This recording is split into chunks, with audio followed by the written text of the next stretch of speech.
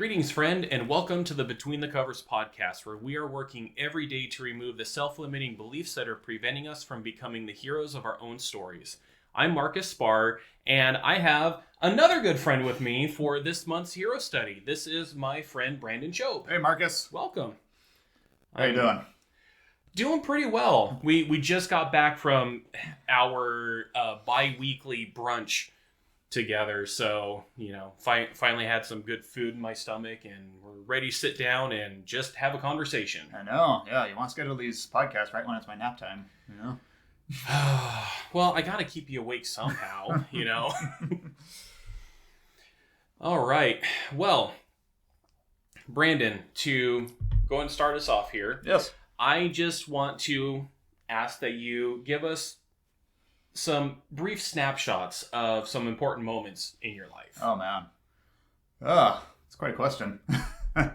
It is. And, to give you guys a little bit of clarity here. So, Brandon is 12 years my junior. And this guy, I wish I was this guy when I was his age. Oh, stop. Okay. Well, I'm serious here. You have a published book. Mm-hmm. You have a master's degree. Mm-hmm. You have a pilot's license. Mm-hmm. And you, from an early age, knew what you wanted. You went for it. And I have the privilege of getting to spend time with you just through our gaming group. Mm.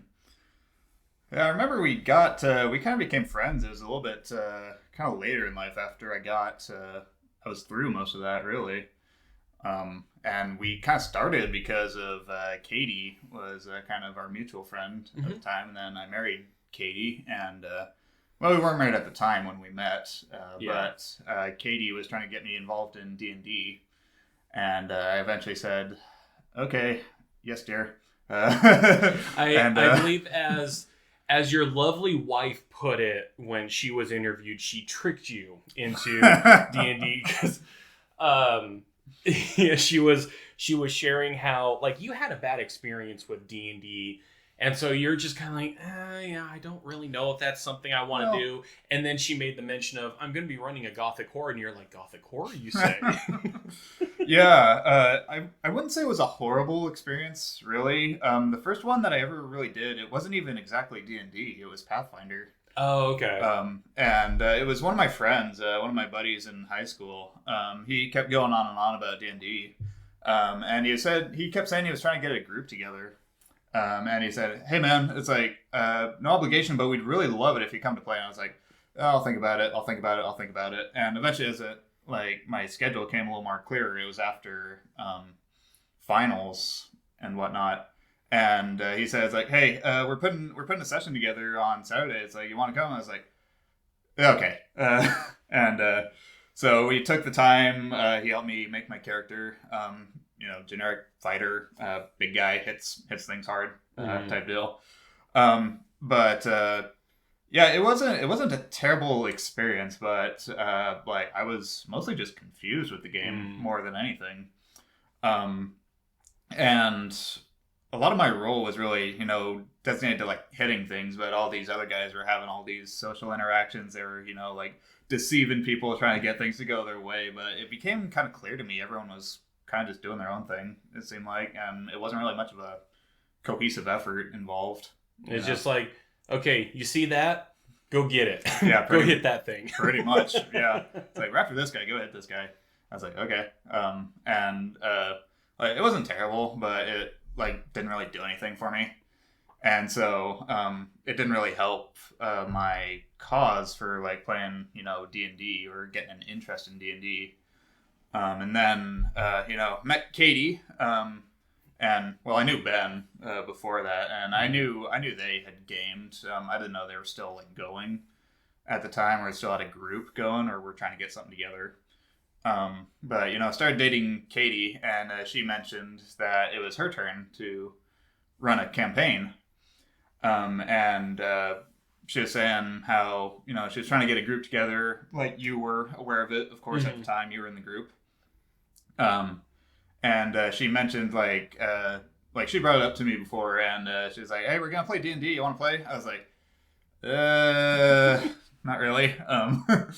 And but she mentioned she kind of outlined the details of like this campaign, and I was already interested. Like I've read books and like seen movies that like vampires, like werewolf, zombies, things like that, and like even like some like H.P. Lovecraft style like monsters. And of course, up to that point, I was always a big fan of Halloween. Loved Halloween, still do, honestly. But having like going through like kind of the gritty stuff, like ghost stories, things like that, going through like creepy, like horror stuff, like it gets me in like I don't even know how to describe it. It's a good mood for me. Like I enjoy it.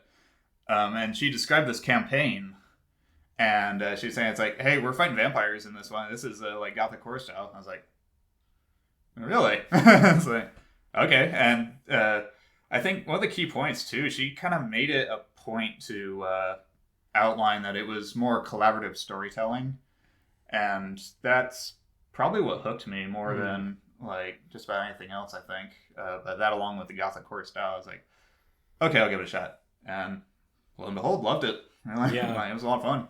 Yeah, we did have a lot of fun with that campaign, and oh man, just some of the I even remember at one point, because you were still playing like the fighter character, and at one point we were in this village, and we were just having like a little bit of downtime before like taking a long rest and going on with the next day, and you're like, are there like any people around here that are like doing like a fight club kind of thing? And you're like, and Katie was like, yeah, over there, blah, blah. It's like, I want to go do that. And then I'm like, well, that sounds like fun. I think Ravane would totally get in on that. Oh, man. And I think I think your character and my character had a couple of blows with each other in that. I think you still came out on top in that one. Yeah, we had a sparring session. I remember that. It wasn't in the fight club that was put together. But it was, I remember it was after your character had a particularly rough time. I think it was after like trying to contact your patron and having zero luck with that. And, you mean my two failures? Yeah. My two critical my critical ones in a row? Mm-hmm. Yeah. Yeah, and I remember, I think it was after that time, but I just remember your character was going through it and you wanted some like catharsism. It's like, hey, it's like, do you mind if we just fight for a little bit? And your character did terribly there too. Oh man, I could not. The game did not like Ravane. He could not roll to save his life, literally. But it was also at that point though where our characters started to have like a little bit more like bonding like moments, and that was actually one of the early times that I remember of actually having experiences with D&D that was outside of just combat, hitting stuff. It was like, hey, there's roleplay involved, and you can like speak in character. It's like getting into the mindset of what your character cares about, and bonding, like trying to like understand another character, and like forming those friendships and those bonds with other characters. It was quite a bit of fun, I thought. So you clearly have joined into this friend group through Katie, through this collaborative storytelling. What are like some other key points that you would say are important in your life? Key moments in my life. There's been quite a few, really.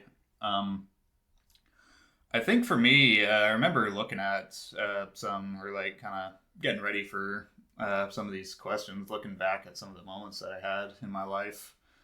It kind of started back kind of early, I'd say like elementary school even. Because even from like that age, it was like, it was fourth grade if I remember right. But I wanted to get involved in the music program that was at our elementary school. And ours, it was, I feel like our school was fortunate because our school actually had a steel drum program. Oh, wow. Mm-hmm. And I thought that was just the coolest thing because we had our music class, and part of that involved playing steel drums occasionally. And I enjoyed it. It was a lot of fun. The teacher was fun. I enjoyed him.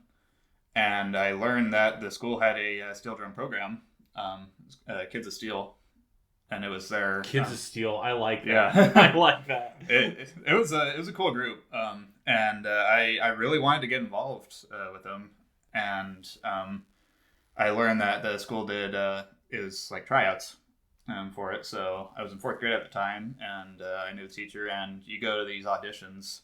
And you play. They do these like different programs. You play the music. The teacher watches and listens and kind of like grades you or kind of does some assessments on how you do. And then after all that was done, it was like auditions with pretty much everybody. After all that was done, he would post the results outside of his classroom the next day. Oh god, I remember those days when you would have to go out and there's the paper attached like outside the door and you have to go through and find your name on there. Yep, that was me. And I remember it was an off day too. I had to have my mom drive me over to the school. And so we go there and I go look at the board. There's of course a bunch of kids there. So we're all looking and I go up to the door and I look on the paper. My name's not there. Yeah, and I was devastated. I didn't make the cut. Yeah. And I remember it was one of the earlier memories I had, just bawling my eyes out in my mom's car. I was in the passenger seat. Yeah, she was the one there to comfort me, thankfully. But it wasn't until later that I kind of learned a little bit of kind of the whys about it. There was one thing that kind of bugged me was like, okay, I know it didn't make the cut, but why? And the reason, like, understandable, but kind of stupid in my mind. The music program, they're partial to 5th graders. Oh, God. Yep. That's... They want the older students in there. Wow, okay. And it's like, only if you were, like, exceptionally talented as a 4th grader would you make the cut, really. But they kind of wanted to showcase the 5th graders, I think, for... My best guess is for going on into like middle school, like looking for people who might be recruiting for like music programs in middle school. Gotcha. Because they're the ones moving on, they're the ones graduating, they're going to be going to middle school next. Yeah. Naturally, they'd, get the cut above, 4th graders. So pretty much 5th graders had the top rung, they were prime cut. Wow. So did you try again in the 5th grade? I did, and I got in. Yeah. Imagine that. Yeah, exactly. I imagine you probably could have got in the 4th grade if they didn't have that bias towards the older kids. Who knows? But yeah, I did get in. Man, 5th grade, I was on top of the world in 5th grade. I was involved in so many clubs in 5th grade. I was in Kids of Steel. I played violin too for 5th grade. So they had orchestra and there was a choir too. So I did all 3 of those in 5th grade. And it was great. It was a lot of fun. I enjoyed it. But it was fun to just get involved and, make music. So. Yeah. It's interesting as I'm doing these interviews. I married into a very, very musically inclined family. And I am beginning to realize now how much of our friend group are so musically inclined. And then there's me. As I shared when I was interviewing Katie, I'm one of those, I will sing in the car or the shower where no one's going to tell me to shut up and stop singing because I have had those experiences where my dad has told me you can't carry a key to save your life. Oh, man. So, yeah, it's... Nothing wrong with that. That's just I'm creative in other ways. There you go. I love music. There you go. I absolutely love music. Good. But I'm not that, like, Libby and I have been interested in getting like a hurdy-gurdy. And I'm intrigued with the thought of like learning how to play one of those, but I don't know, and maybe I'm just sabotaging myself right now, but I don't know if that's necessarily something that I will be able to do because like Libby has made mention of, if I'm singing along to a song, like I can match the note and the pitch with certain people, and it's like I'm harmonizing with them, and I'm starting to realize that's something that I can do. But beyond that, I'm like, I don't know what I'm doing. I can't read music. I don't know what any of the notes are or anything like that. So yeah, well, when we finally get one, it'll be interesting to see if that's something that I do try my hands at, and Oh man, we'll see what happens. Don't hold back, man. I tell you, like it starts somewhere. I guess this kind of ties into like another point, at least in my musical journey. But it was in of course, I'm in the Mid-Columbia Master Singers now.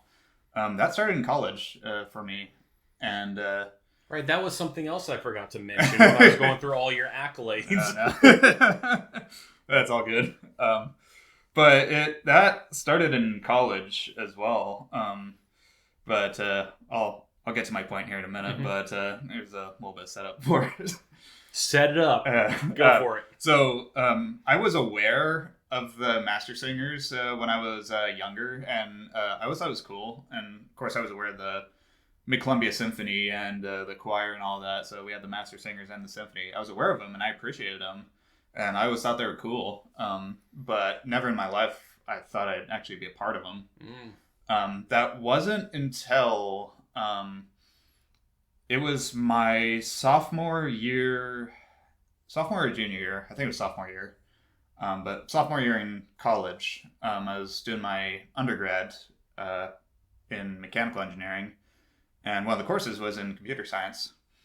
And I was going to class one day, and the computer science professor, he had a polo, and it had the Mid-Columbia Master Singers logo like on it.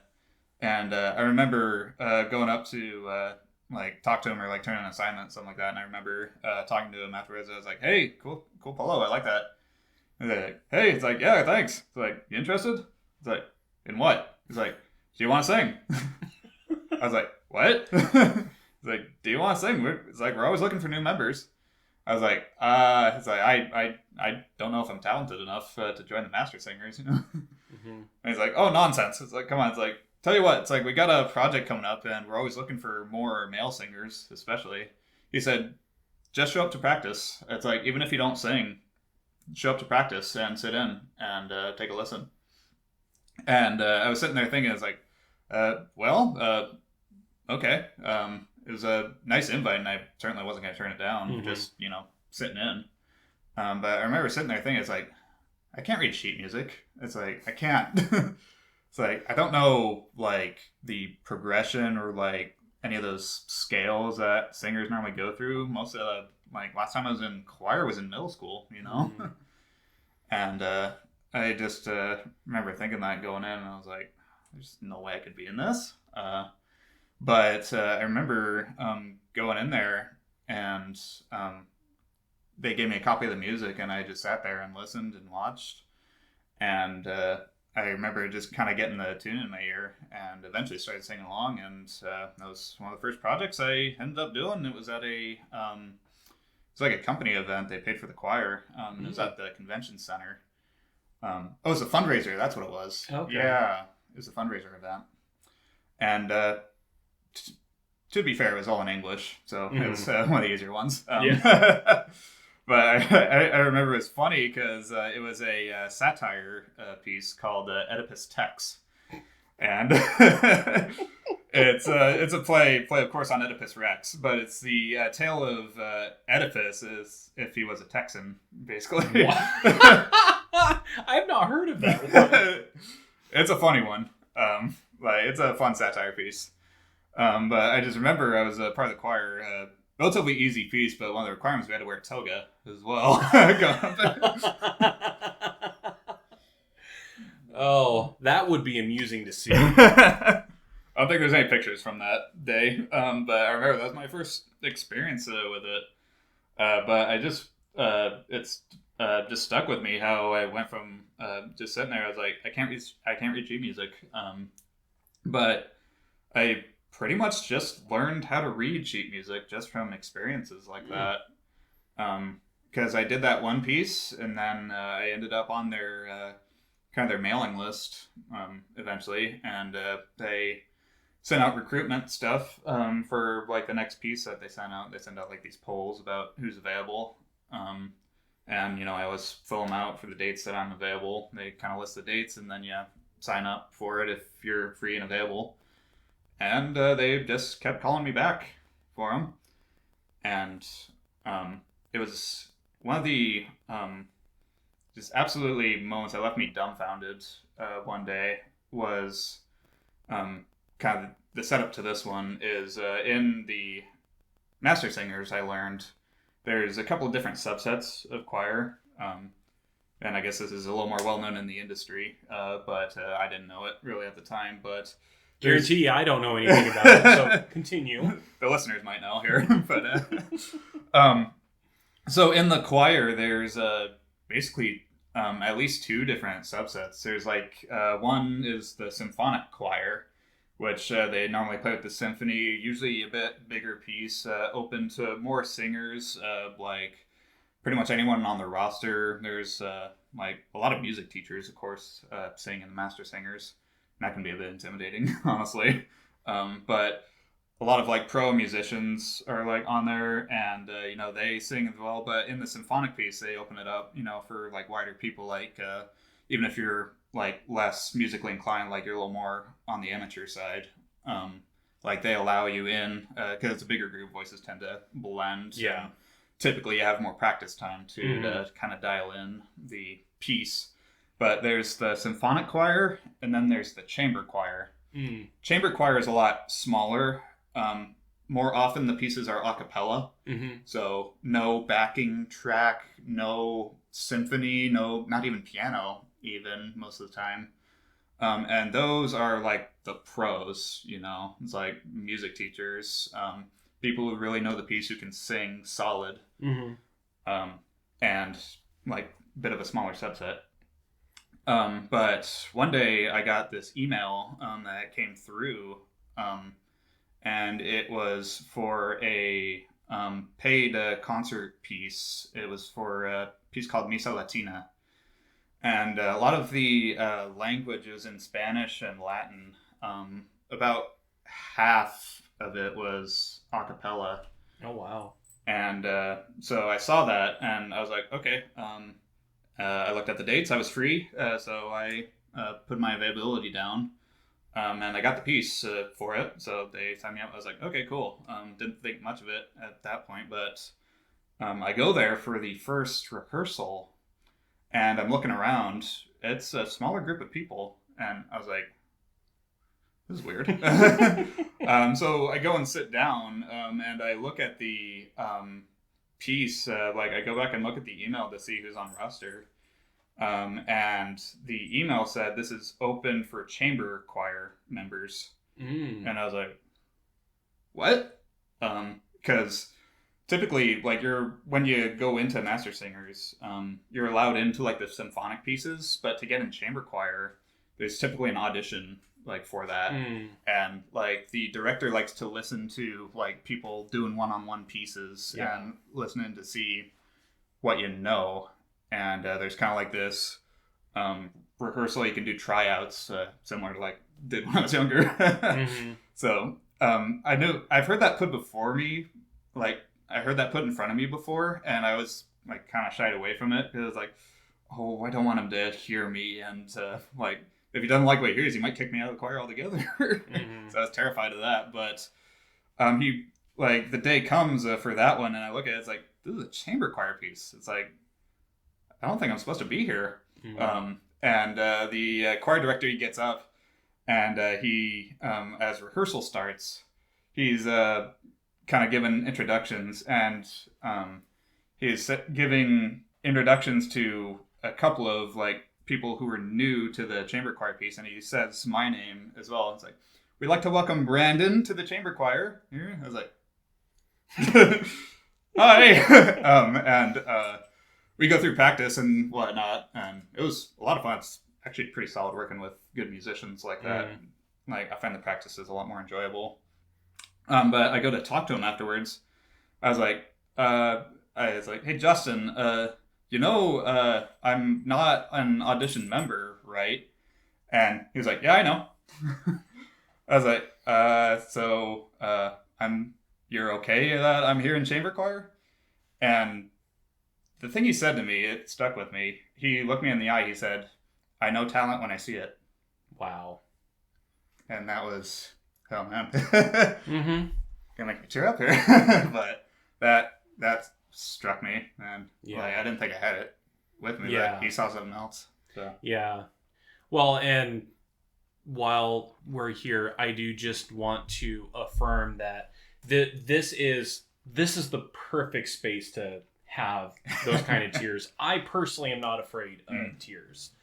In fact, I think it was like within the first 3 episodes I started crying as I was sharing a story. But I can see how much that impacted you. Just as you're retelling, it's like even before you got there, I could see the emotion coming up, and just having someone that you respect, someone that you see as an individual that is a person in authority, a person who has the knowledge, a person who makes these decisions, look at you and say, I know talent when I see it. Meaning, man, you are talented and I want you here. Oh, can you just imagine? Can you imagine what it would be like for so many more people to have that kind of experience? Just seeing how it hit you. It's like, oh man. It was a hell of an affirmation, I tell you. Yeah. I wasn't expecting it because, like, even during that time, I was not fluent in reading sheet music at all. Mm-hmm. You know? Like, I could, like, see things and get the idea of what to do, but, like, I was not fluent in any regard. Like, some of the people that, that perform in that space, like, they can see that note and know exactly what that pitch is, like, right away. Mm-hmm. And, they see all the dotted rhythm and all the, like, markings and accidentals that are in the notes there, and they can read it just fluently, almost like they're on the piano, and I can't do any of that, still can't, honestly. Yeah. I'm a little better at reading it now than I was then, but still, like, I'm not fluent in any regards. Yeah. So these are some incredible stories that you're sharing, and you have some moments of hardship, you have some moments of inspiration, of affirmation. And so considering that you are an individual who did complete a master's degree, and at such a young age, I'm kind of curious if there are any stories that come from that. Yeah. Well, I mean, when I was young, I actually did have I was pretty fixed on what I wanted to do. It just came from, I guess, just from playing with blocks or something when I was young. But for whatever reason, I just always had it in my mind that I was going to be an engineer. I guess it's kind of weird to hear me talk about all this musical stuff and then hear me say I'm an engineer, But it just kind of stuck in my mind. Like, I latched on to the idea of being an engineer and just kind of held tight with it. It was just kind of whatever it takes, whatever I got to do just to get there. I'm going to do it. So that kind of started in my bachelor's. I came out of high school. It was a STEM high school at the time. That kind of teed me up a little bit better for getting ready for college and, the professional, like the career path that I was going down. But it was mostly in college where I really got to refine what exactly I wanted out of my career, Like, it was always in my mind to be an engineer, but it was, going through college to kind of show me what that really looked like, And, there's always good and bad with every job, and engineering's no different. like doing CAD work's a lot of fun. I live for that. Really, I love doing that, and I'm fortunate that I'm able to do that in my career now. But there's always whenever you get into the engineering field, tons of paperwork to do. So that's stuff that's always the mundane stuff. But it was in my junior year where I kind of discovered something about myself. There's kind of a subset of engineering that I never really considered before that kind of awakened in me,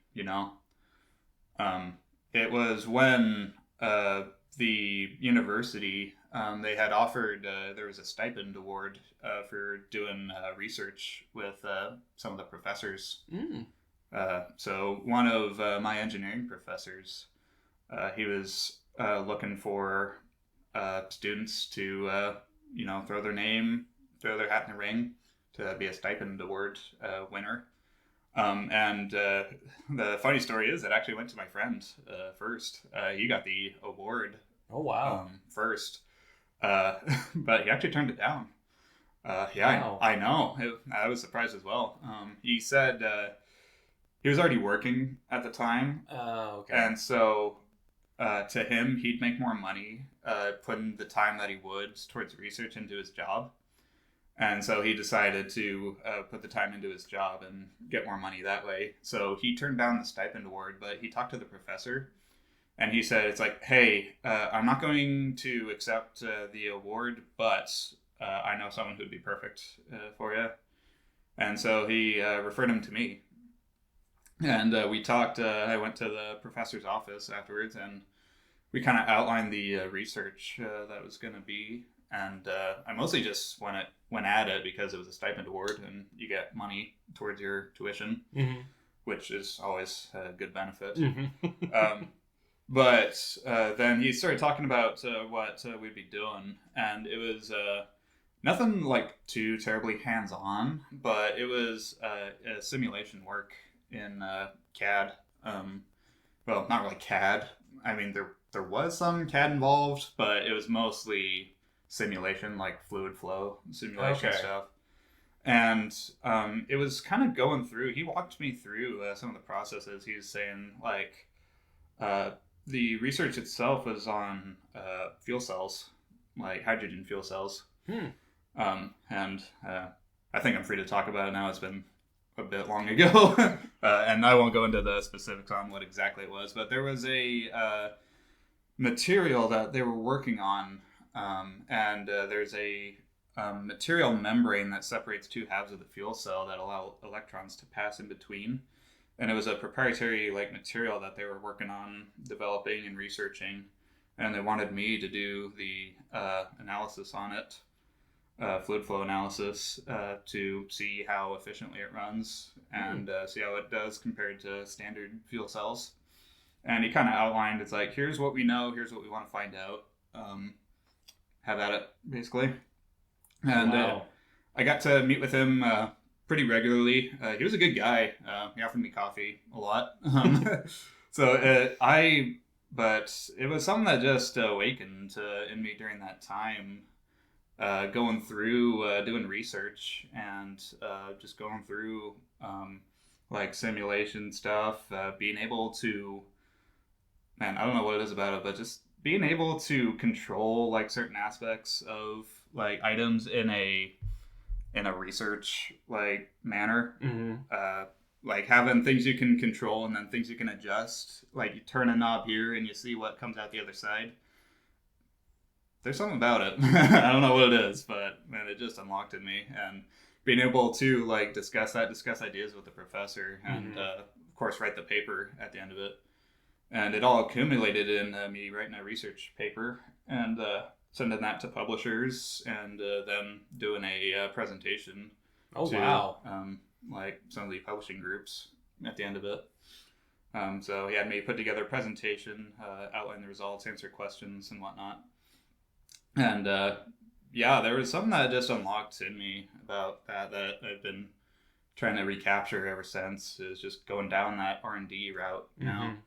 So that makes sense when I think of some previous conversations at your last job, how much you love doing kind of the lab work over there, just the R&D exploration, what happens if we do this, what happens if it's this instead. Makes a lot more sense now based on that. Yep. And that was a lot of fun. Like, of course, there was good and bad things about my old job, and of course, I left at the end of it all. But I really loved my time that they allowed me to spend in the R&D lab, and that was my ultimate goal. Unfortunately, never came to fruition.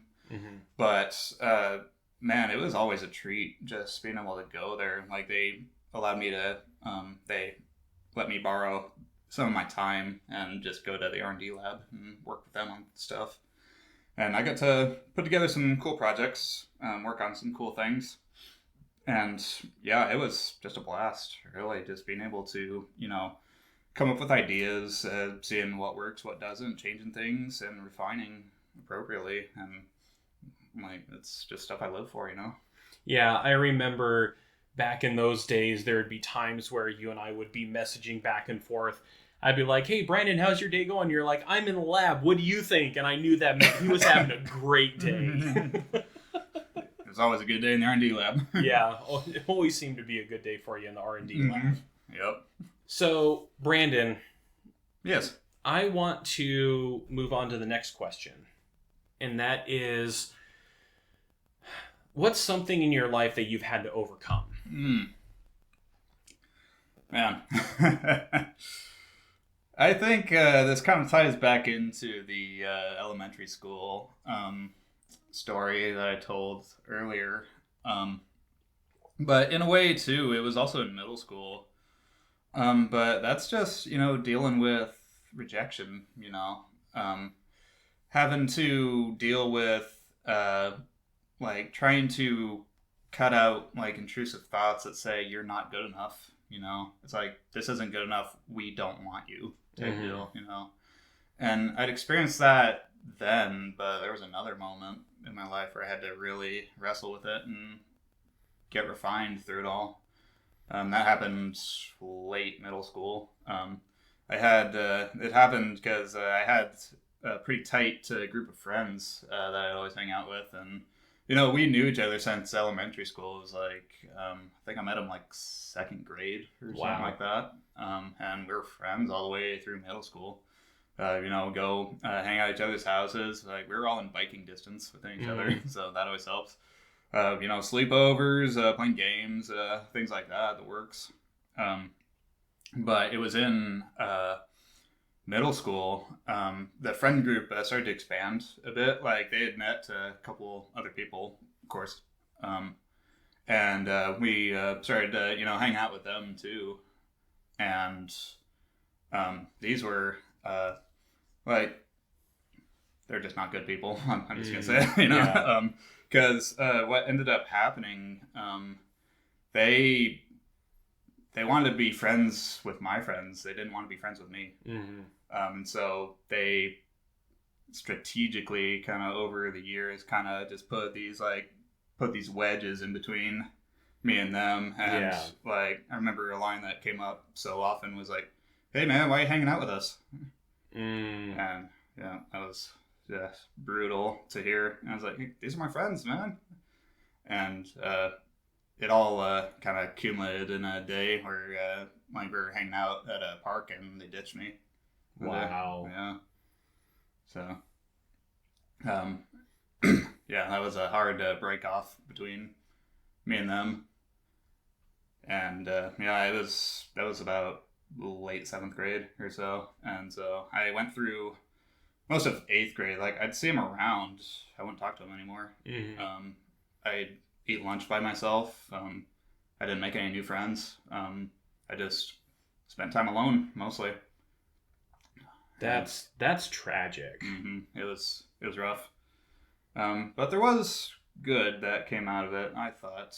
What I had to basically overcome was that perception of how much stock I put into what people think of me, And what I ended up kind of learning through it all was, what do I care about what these kids think of me, when it was also during that time, it was a little bit later in 8th grade at this point, but I put less stock into what kids thought of me, or like my fellow peers, my fellow students. I put a lot less stock into what they thought of me, and I put a bunch more stock into what the teachers thought of me. Because there was a little bit of a transition point I found, and I think it actually started even when we were still friends, or when I was still friends with those guys. Because it was a world history class, and there's this one teacher where all the kids, they talk about, it's like, oh, look out for Mr. Hammond, he's a stickler, man, he's terrible. It's like, man, he's mean. It's like, he's like, he doesn't care about us, and things like that. But I remember, because it just so happened that I had to take that class at a different period than they did. So I was already kind of like in a separate situation as they were, and like we'd always meet up afterwards, and they talk about, it's like, man, class was terrible with that guy, I hate it so much. And I remember coming out of that class, I was like, I kind of like this guy. It's like, he's not so bad. And I remember like, if I actually put in the work, to do things, do assignments and whatnot, and getting the reward and the praise and the recognition from the teachers, that started to do quite a bit more for me. And so that was a bit of a handy crutch during those times, when I had to deal with rejection from my friends. I found a little bit of that acceptance in the teachers. Yeah, and I don't want to speak for you in this, so you're welcome to correct me if I'm wrong here. Go ahead. But you and I have had several conversations over, I don't know, the last year or so, where you have shared how you like to be invited to do things. And after hearing this story of these friends that you were very close with, and then others came in, and then you just kind of got pushed out to the point where they were saying, why are you even here? That's not inviting. That's not even remotely close to the concept of, hey, we want you here with us. And so once again, as I'm learning more about you through this conversation, it's making more sense to me why there are these things, that these behaviors that you have where you want to be invited, because that's also speaking against this teenage experience that you had. Yeah, that's fair. And I don't even think I have the perspective to really see it myself. But yeah, it does line up. I remember going through, it was the At Your Best study that I think Justin, our youth pastor, he's talked to you about. But it's going through, it's like finding your core values. And I had to do that twice. I remember we did it in small group, and then once again during marriage counseling, or premarital counseling. But I remember he said the same thing. He was saying, it's like the core values. One of the things I crave is validation. It seems, for better or worse. You know, that's one of the things about me that I crave. It's that, and being invited, being wanted. In a group. Yeah, and considering that during this really tragic time when you didn't have that friend network, which, let's face it, it's a very important thing, especially in middle school, to have that in-group that you're a part of. When you didn't have that, it went towards seeking validation from the teachers. So, yeah, it all makes sense. When we look at it as this whole picture, it all makes sense. Yeah, I guess so. Yeah. And this is one of the things for me that is so valuable about getting into our stories, because I can't tell you how many conversations I've had, especially with clients, where they're like, man, I don't know why I do this. I don't know why I think this. And as soon as we start getting into their story, it's like, oh, no, it makes sense why you have these. Let's see what we can do to fix it, or to change some of the thinking on it. But it makes sense. Well, I guess that's good. But I will say it was during that time it was really hard to make friends as well, because it was always in the back of my mind. It's like, I think that was one thing about me during that time. It was, don't get too close with people. It's like, once they find out more about you, then they're gonna, it's like, push it by the wayside, And that's what that was one of the takeaways I got from those friends. It's like, was I too weird or something? It's like, because even to this day, I never really understood what it was. It's like, why didn't they want me, Yeah. Oh, man, my heart's just breaking for you. I wish I could go back to that middle school Brandon and just wrap him in a hug and say, man, you don't need those guys. You're okay. You're going to have something so much better later on. But of course, middle schoolers, they're not thinking that far ahead. No. It's like, it's all right here. It's like, oh my God, this is the worst possible thing that could happen. Man. It is. It's a terrible time. Middle school's rough, man. Even if you do have friends, a good friend group, it's cutthroat, I tell ya. But one of the hardest things about that was just working on reframing it in my head, because up until then, these were my friends. These were my best friends, And it's like, in my mind, it's like, these are good people. These are my friends. And afterwards, it's like, no, it's like, they're not. They don't want me. Mm-hmm. It's like, they're not good people.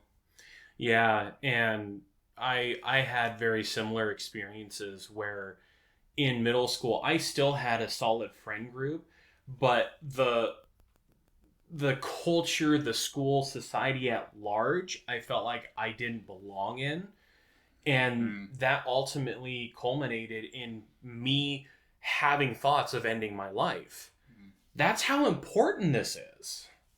So I'm so glad that you have found this community, this place where, whether we're talking the D&D group, whether we're talking Master Singers, whether we're talking your church, you have this community that says, hey, you're wanted here. We want you here. Mm-hmm.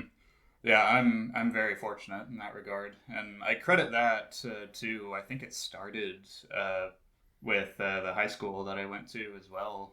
Like I mentioned, I went to a STEM high school instead of the traditional ones. And I think it was a really good thing for me, because the one I went to Delta, and there is a application process that you go through. Similarly, you take a test and you go into like a lottery drawing, and if your name comes out, then you're in, basically. So I applied to that, and I knew, it's like, there must have been some in the back of my mind at 8th grade. It was like, if I go to the conventional high school that I'm slated to go to, I'm going to have a miserable time. And so I think there's something to be said about going to Delta instead, being able to find a place where I could actually belong. And, it wasn't instantaneous. It wasn't overnight by any means. Like, even through 9th grade, I was a loner, Like, I didn't like hanging out with people. I didn't want to form connections with any of my friends. Well, why would you? I know. After the experience you had. Yeah, I found more solace in connecting with teachers instead, or ones that seem to actually care, about how you're doing. It's like your academic performance and whatnot. But it was like up through that point, I was just I was a loner. Like, I did well at school. It was like A's and B's all the way through, which is funny because through middle school, I was not as good. I had a lot of like D's and C's, really. But that's when the page turned for me. It became AB student, and I was smart, but I was a loner, Yeah. But it was only through that. The teachers kind of helped with that too, honestly, because when they saw like how I did as a student and my performance in there, they had me help out with TA stuff occasionally. And of course, occasionally providing like instructions or like lessons or, feedback to other students that were struggling with something like tutoring and whatnot. Mm-hmm. So that helped a little bit. So like some of my peers, they respected the knowledge that I had of the material. It was always like kind of distant, but that kind of helped bridge the gap a little bit. Mm-hmm. Starting with that, and then if they bothered to or if they cared, then they'd find out a little bit more about me afterwards. Yeah. Wow. That's incredible. It was quite a ride, that's for sure. I can imagine. So the next question is, who is someone who's helped you get where you are today? Oh, man. Well, I already mentioned Justin. He did a lot for me because, it was even through college where I still had doubts, and I guess I always kind of do about some of my abilities. But Justin, our choir director, different Justin from the youth pastor Justin. Oh, okay. So I'm like, wait, he's the choir director too? No. Different Justin. But he did a lot for me during that time as well. And of course, I want to give I give credit to Mr. Hammond as well. That was whether he knew it or not, he helped me to uncover a different side of me outside of my friends, like my social group at the time, and helped me to see a little bit more of a brighter side in academics, and striving to achieve and whatnot. But I had a lot of teachers that helped me along the way. Like they probably did the most for me, I'd say. It was I guess it was in middle school.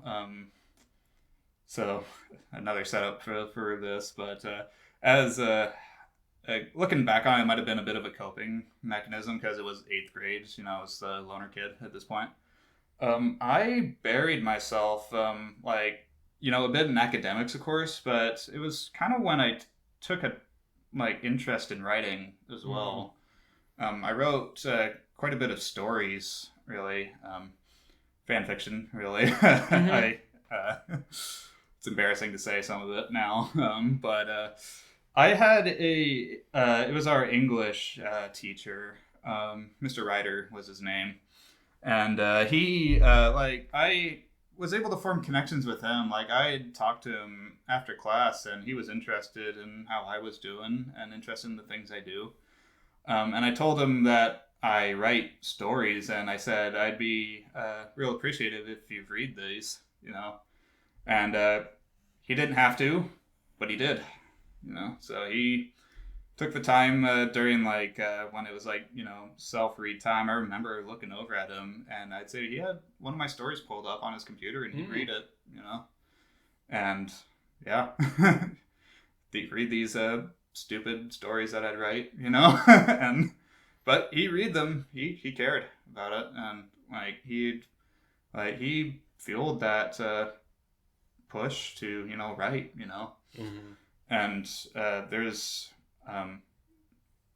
actually a couple of people that really helped fuel that. He did a lot to help me, keep going doing that. But it was during this time when I was writing, I didn't really know what to do much with them. I'd just kind of write them for myself.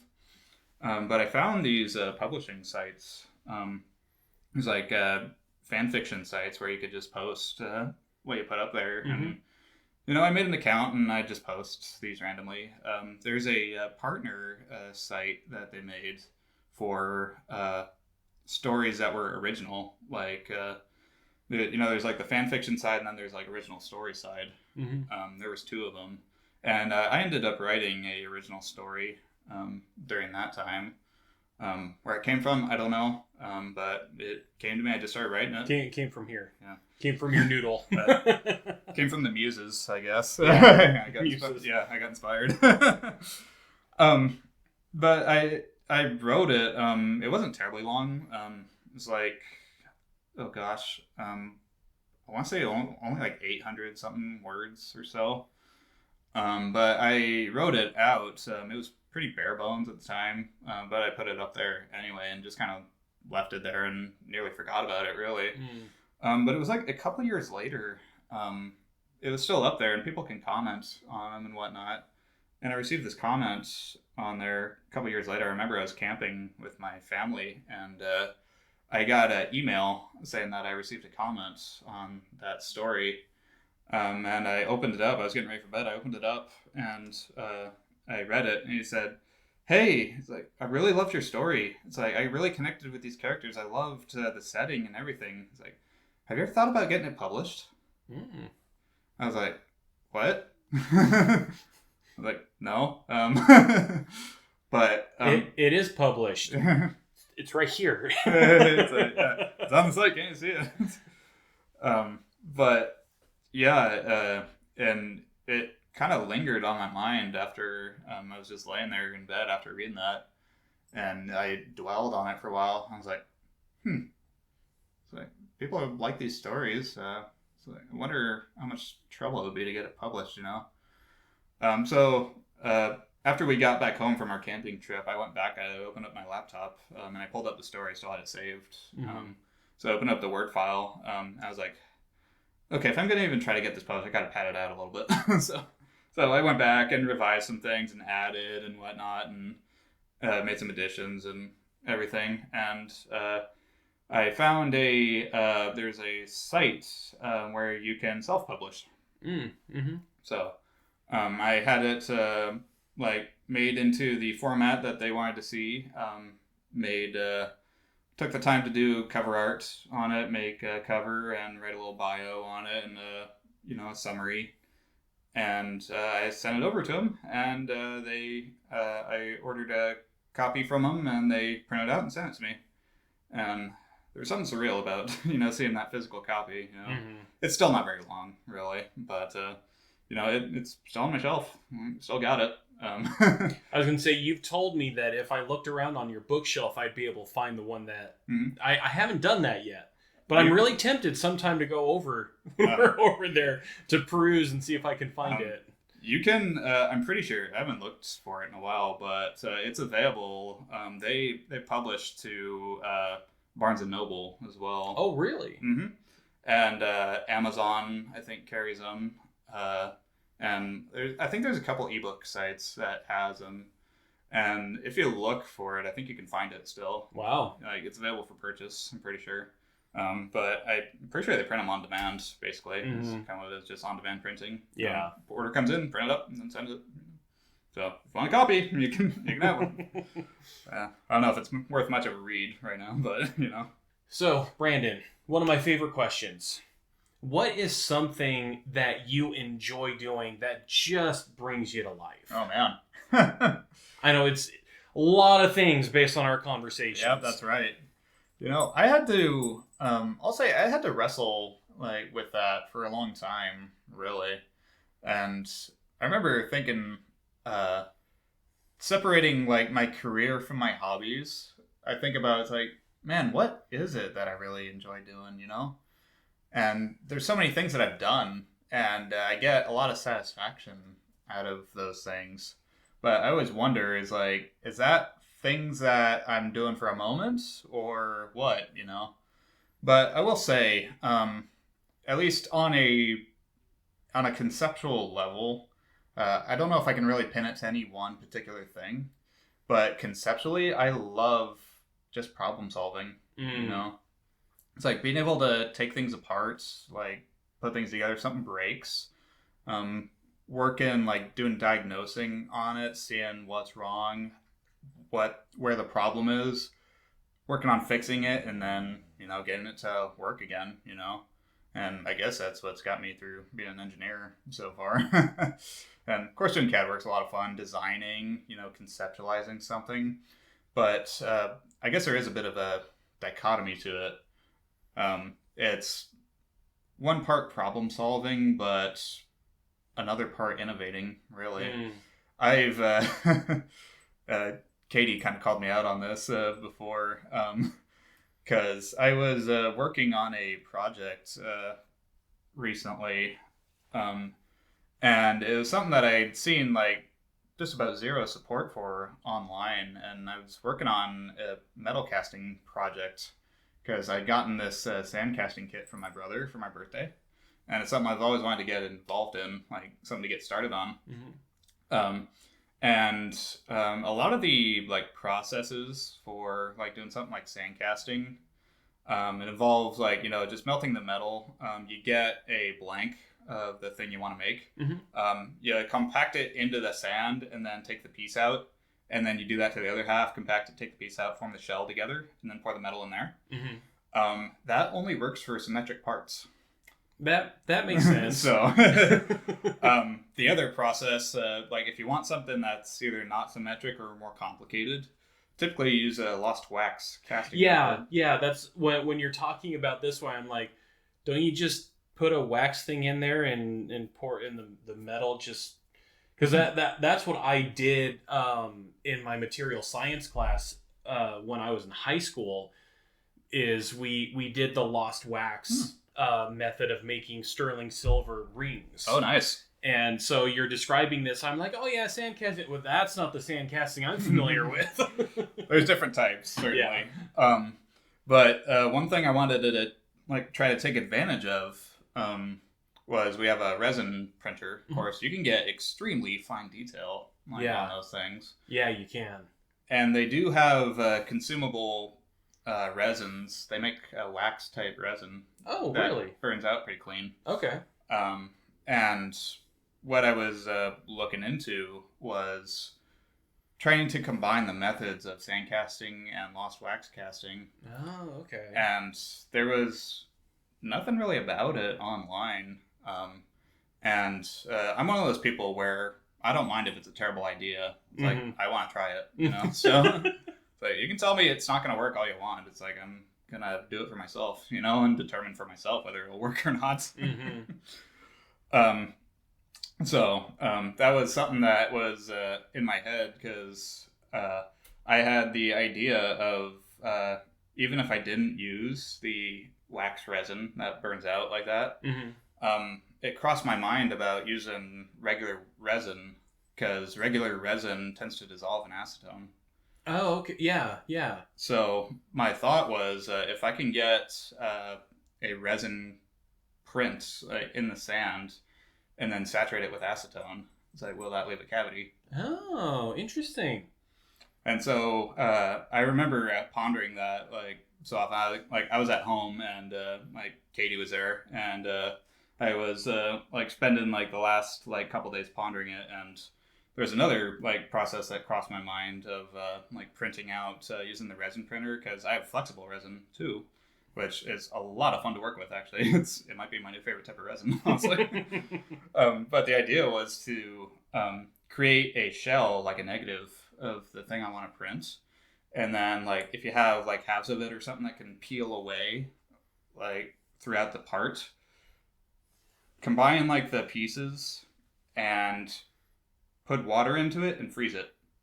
And then peel it away. And the prerequisite to this, you got to be in a freezer, or it's you have to work in a freezer, or a chest freezer or something. Yeah. And then in that, sandwich the ice in between the sand, compact it tight, then bring it out to room temperature or somewhere hot, and then have all the ice melt out. Oh, interesting. Leave a cavity that way. Huh. Well, I can say I'm personally very interested to see if you try any of these methods, what works. I'm about to. I need a better way of melting metal right now. I was working on a crucible with a butane torch, and it wasn't cutting it. So I'm at a different problem right now. Yeah. In fact, now that you're bringing this up, are you familiar with Nate from the internet? Mm-mm. So he does a lot of this kind of stuff. He's got a YouTube channel. He used to be a host on The King of Random. Mm-hmm.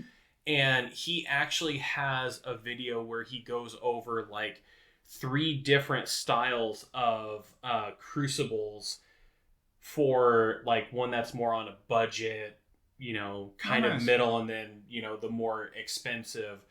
I'll try and find that video and send it to you because it could probably give you some good ideas, because he does have one where it is just a butane torch. Mm-hmm. But somehow he was able to make it work to where it was able to get up to that temperature. But what kind of metal are you? Is it aluminum that you're melting? I first tried it with aluminum because I figured that's a lower melting temperature. and I was only using aluminum cans Yeah. at this point. But endgame is brass, really. Okay. Okay. Which is not too far removed from aluminum. But I purchased the brass, and I wanted to use something a little more, readily available, like aluminum, before for testing these things out. Because I figure if it works with aluminum, it'll work with brass. Yeah, I'm pretty sure. But the whole point here, well, I mean, I need a kiln is I think my solution, and I was planning on building it, but that's a side tangent. Problem solving. Solving. But the thing that Katie ended up calling me out on, and I never intended it like this way, but it was when I was working on something. I was working away in the office, and I was still pondering the idea in the back of my head. Like, I was in my head a lot with it. And she was talking to me about things, and I was mostly like, yeah. And like, we finished it. Like, I mean, I still engaged in like the conversation, but the thing she said before we were done, she's saying like, "You seem pretty distant lately," and I was like, that hurt me really. Like, I felt bad about that because I didn't intend it that way. Yeah. But my brain can just run away with thoughts like that, and because that was the reason why I was stuck in my head, problem solving. Yeah. And, like, trying to innovate here a little bit. But yeah, she's saying like, you seem pretty distant lately, and so I had to. I worked on making up for it afterwards. Yeah. I think you need to get like a sign that goes on your office door that has like innovating in progress to kind of be like, you put this up when you're doing that kind of stuff, and it kind of lets Katie know, okay, that's what's going on. He's working on innovating right now. Yeah, I apologized to her afterwards, and we talked through it afterwards, so we understand like what was going on. Yeah. So, but yeah, made it up for her. Made her a priority afterwards. And kind of forced myself to put that project to the side for a minute. Yeah, because that's important for a while. Yeah, but that's hard for me sometimes. Yeah, I mean, I can kind of equate it to when I'm playing some of these really challenging games, and like the Demon Souls, Dark Souls, those kind of games. And you just keep running into this thing, and it's like, you can't get by it. And it's like, no, I'm so stubborn. I want to figure this out. I'm going to beat this. I'm going to overcome. And when you've got this problem that you're working to solve, I can see how it's like, no, I don't want to put this down because I feel like I'm so close to the solution. I feel like I've almost got it. Exactly. But then you hit another hurdle. Okay, well then try and figure that part out. That's it exactly. Yeah. It was that was the part that was bugging me, because like I felt like a solution was like right there, and I was just on the cusp of having it if I can just figure out this one little piece next. Yeah. And so that's what I was mentally working through when we were talking. So. That's kind of why, but yeah, she called me out on it, and rightfully so. Yeah. So, and I'm glad she did. So, yeah. But we worked through that. But yeah, going back to the question, that's just something I can do for hours. It's. I mean, clearly, I probably shows stuff through me talking about it. Oh yeah, no, I could hear it in your voice where it's like, yeah, this is something I enjoy. I'm already coming alive just talking about it. And I love I love talking with other people like who are up on like knowledge, like fellow engineers and like researchers and whatnot. I love talking with them, like someone who I'm not afraid to like explain like my craziest like ideas and say, it's like, hey, this is what I'm thinking about. It's like, what do you think of this, basically?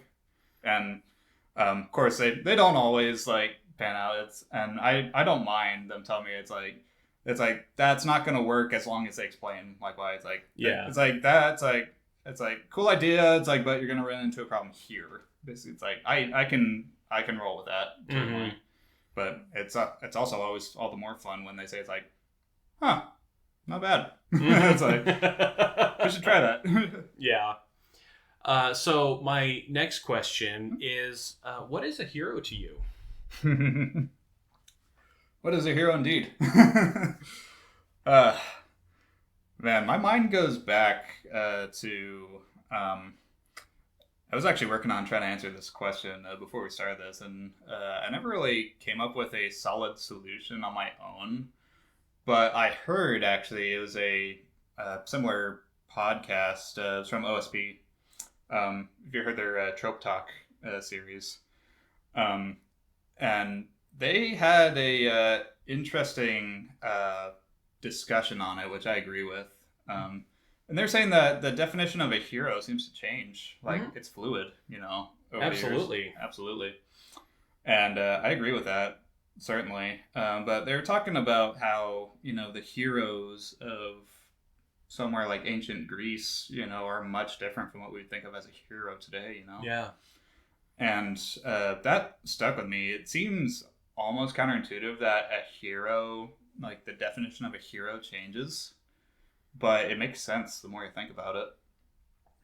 But at least to me, here and now, a hero is someone who stands up for ethical principles and is unabashedly going to stand up for those. Yeah. Like being able to stand on principle in the face of opposition, whatever's coming their way, being unafraid to stand up for that. Yeah. Whether that's for themselves, for somebody else especially, really. But that, to me, is what a hero is. Someone will stand up for that. Well, and I find that interesting, the way that you described it, where it's like, if they stand up for these principles themselves, but especially for someone else, I just had this thought where it's like, well, if you're standing up for it for yourself, then aren't you also standing up for others with it? So it's definitely important. Like, I wouldn't necessarily call it very heroic if someone has a principle and they see someone else who is being denied whatever this principle is and they don't do anything about it. That's not something that I find to be very heroic. Right. But having someone who is standing up for this principle themselves, I tend to feel that's also something where they are also standing up for others with that principle or for that principle. I don't know. Maybe I made that way too convoluted. That was just a thought I had based on what you shared. Well, I mean, no, I agree with you. That's certainly true. But the thing that I was thinking about that I thought was interesting, it's from the same podcast. Red from OSP. She did it was a Trope Talk discussion on anti-heroes, like in fiction, specifically. I mean, it could be anywhere, really, but she was working on, she was discussing the issues with trying to define what an anti-hero is, and comparing that, like, implicitly, part of that is comparing them to a hero. What makes them an anti-hero and not a hero? Yeah. Is it, do they do the morally gray things? But it's like, how does that separate him from a villain then at that point? And I don't remember where exactly she landed on the topic, but I think the answer is that it's fluid, just like a hero is. Like, in some cases, an anti-hero is just a grumpy hero, A grumpy hero. I love that. Where it's like a hero with a bad attitude or something, Yeah. Like, in many cases, that's often true, Well, and now that you're talking about this, I am reminded of probably one of the earliest examples of the whole hero, anti-hero, and villain example is from the Mega Man series. Because you have Mega Man, who is clearly the hero, you have Dr. Wily, who is clearly the villain, but then you also, like, later on they introduce Proto Man, and Proto Man's kind of an anti-hero. And when I think about it, it's like, doing some of the morally gray stuff, that seems to pan out. But like, when I think of anti-heroes would also be those where it's like, you don't know whether they're going to turn around and attack the villain or attack the hero in order to push their objective forward. Oh, that's an interesting idea. Oh, that's really interesting. I got you thinking now. You really got me thinking on that.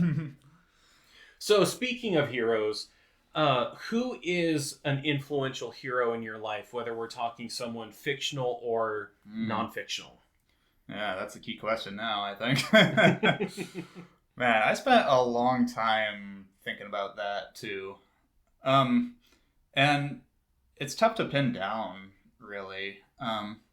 But if you think of a hero as someone you look up to, at least in the very basic sense, there was one that did end up coming to my mind. I mean, one of the early ones was Uncle Iroh from Avatar, but I remember Katie talking about her, so I'll avoid retreading the same territory there. But it is good to know because you're now like the third person in our friend group where I think Uncle Iroh would come up. Oh man, he is a hero, certainly. But to avoid like treading the same territory, I want to talk about one that I highly doubt anybody else has talked about before, and that's Eddie Vedder. He's the lead singer of Pearl Jam. Okay. I can safely say on this podcast, no one's talked about Eddie Vedder. So. That's what I thought. Yeah. But I mean, like, he's not a hero to me because he's perfect. Like, he's certainly like decidedly unperfect, you know? But what makes him a hero to me is that he is in the celebrity, sphere. Like, he's in the celebrity groups. He has, big name recognition amongst a lot of people. But he still largely carries himself, from what I've seen, in some of those more humble beginnings that I've seen from him. Like, specifically what comes to mind is what he shows about how much he genuinely cares about his fans. Because if you look up on like YouTube or something, you can find like numerous instances. There's even like compilations of instances where Eddie has stopped the show that they're doing because someone's having a hard time in the pit, Oh, wow. like someone's struggling, or it's like someone's either getting bullied or getting well, there's a lot of bad things that happen in pits, especially to women in pits, and he seems to be always on the lookout for that. Oh, wow. And I know why too. It kind of stems back to he's been through it, because one of the early performances of Pearl Jam is at the Roskilde Music Festival in, I think it was like Poland, something like that. They were one of the headlining acts there. The stadium, or they were in an outdoor, it's like a festival like venue. That place was crowded. It was like overpacked, just about. And what ended up happening at Roskilde back in the day, it was like one of their early sets. I think they were only like playing for like a year or so at that point. But there was a crush that happened during one of their sets. Oh, wow. There was like a cascading things, like people started like moving forward like in the pit to try to get closer to the band, and of course there's railing up front. Those people up front, like you have a surge of people moving behind you, you get pressed against the railing and you can't breathe. Yeah. And there was a huge crush that happened at the Roskilde Festival, and 9 people died. Oh, wow. And it was during their sets. It was like they were live, and they were only made aware of it. Like, I mean, they were made aware of it like after the fact. There's like, they had to have someone come on stage and like tell him there was something going on, so he wasn't aware of it like while it was happening, but he was told after the fact. And then it was only after like they kind of stopped the music, like it was after one of their songs where like he was talking to one of the producers or one of the directors, and they like eventually they got people to step back, and he's talked about before where he's just seen like the bodies on the ground afterwards. Oh, wow. And he was devastated afterwards, and like they stopped the show. Like he genuinely considered like quitting the band after that point, but thankfully he didn't. But that moment stuck with him. He even made a song that was dedicated to those people, or oh, wow, one that mentioned them in one of his lyrics anyway. But it's, paying that tribute to like fans like after that tragedy, but it's also he takes that going forward and he genuinely cares about what's going on, up front and everybody in the crowd, making sure people are safe. Yeah. And there's even like, it even struck with me.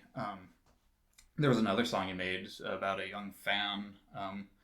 There was some kind of disease that a young fan of his had. I don't remember what exactly it was, but it was one of those lesser known ones where there isn't exactly a cure yet.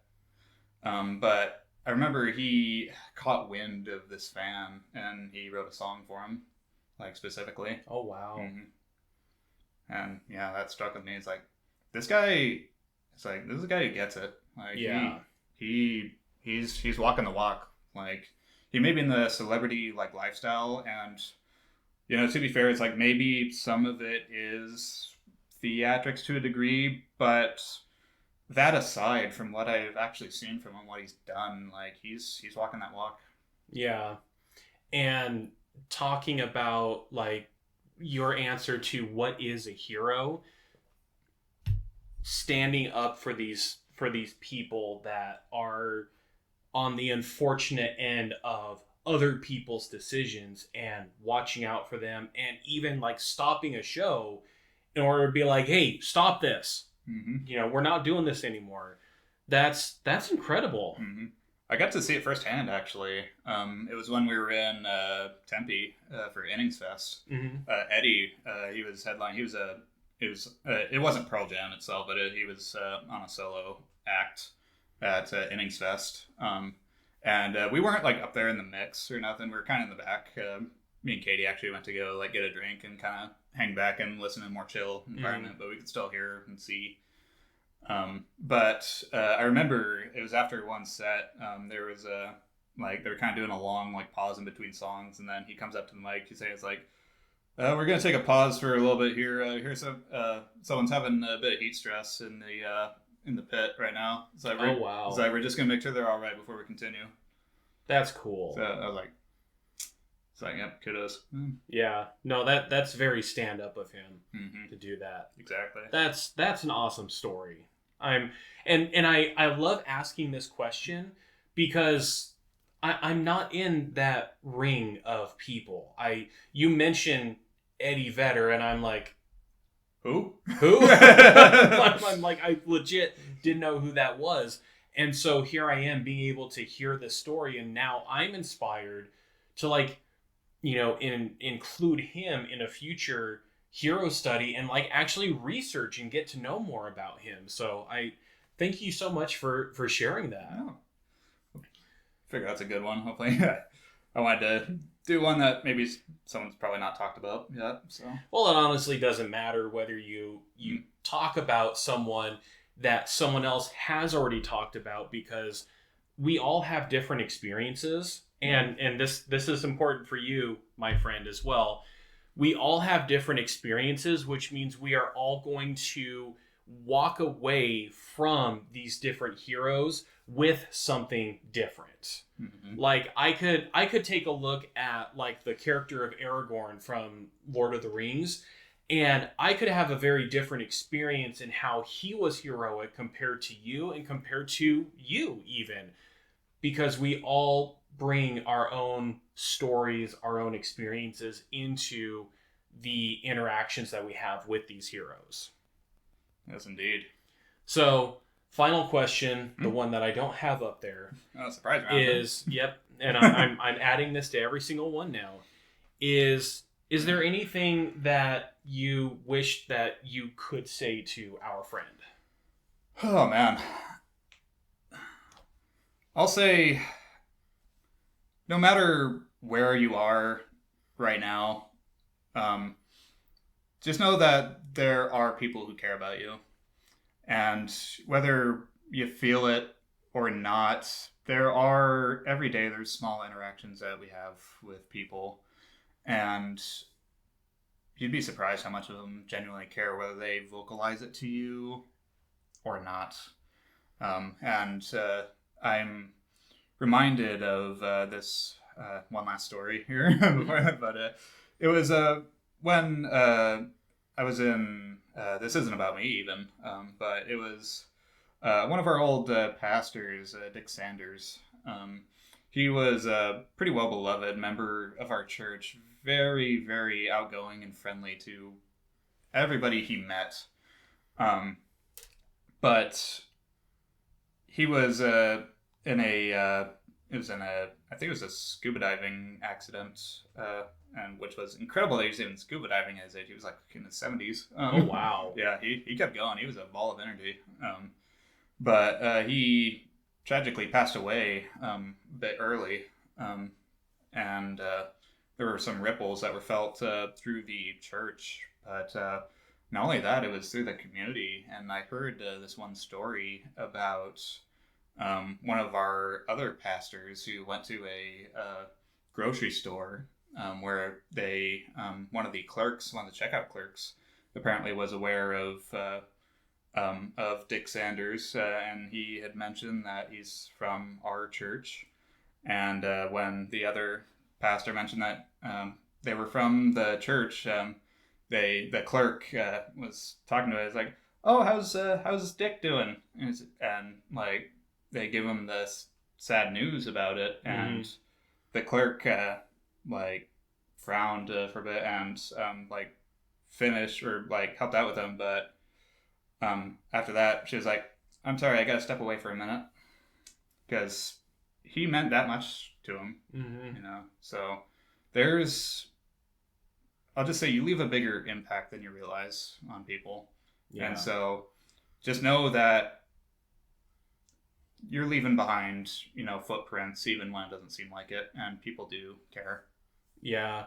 And it reminds me of, I've been trying to think of how this saying goes, and I'm probably going to get it wrong.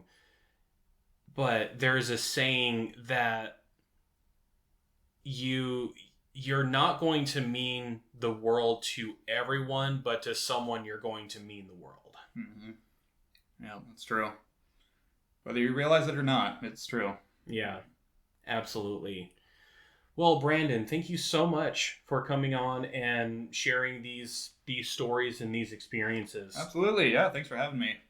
I mean, we've gotten together for brunch so many times now, and we sit down and I ask these questions, and I continue to learn more about you. So I really can't thank you enough for your generosity with your time and just sharing this with me and with our friend here. Absolutely. Yeah, this was fun. Awesome. Thanks for having me. I hope that you have enjoyed all of these different stories from my friends here. Again, there is a reason why I wanted to have each and every single one of you on here, because I do consider every single one of you a hero in my life. And we'll see who the next one is going to be. I've got some ideas of who I can research, including Mr. Eddie that you just happened to share about. I think that'd be an interesting one. I think that would. And I want to say thank you, Brandon, again, and thank you so much for listening. And just remember how Brandon and all of my friends have shared here, we all, in some way, are heroes in our stories, and we need to have more people who are heroes. We need to have more people like Brandon. We need to have more people like you, who are stepping out and being the heroes in your stories. So thank you so much. And until next time, live strong for today. Bye-bye.